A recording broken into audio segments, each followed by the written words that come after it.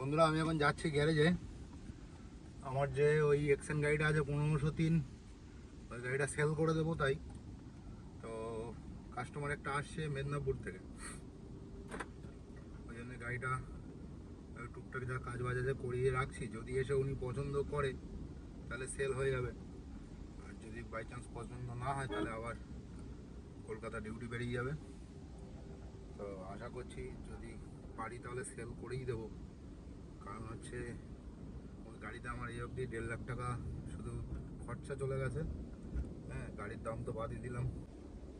যদি এক্সেন গাড়িটা বিক্রি হয়ে যায় তাহলে আমি নেব একটা পেট্রোল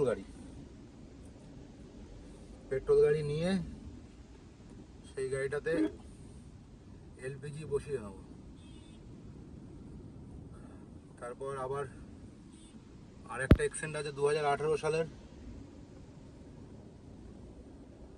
এটার পরে ওটাও বিক্রি করব, করে সেটার জন্য আবার একটা পেট্রোল গাড়ি নিয়ে নেবো। কারণ আমার যে দুটো ড্রাইভার সাহেব আছে দুজনেই খুব ভালো, পেমেন্ট ঠিকঠাক দেয়। পুরো কাদা।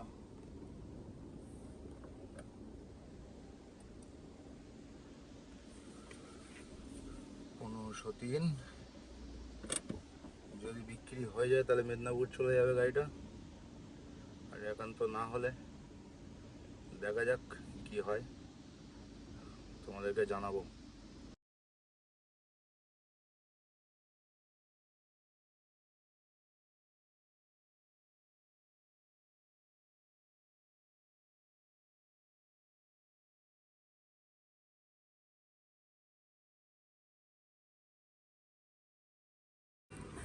বন্ধুরা, গাড়িটা সেল করে দিলাম আজকে 1503। কোর্টের কাজ কমপ্লিট, পেমেন্ট কমপ্লিট।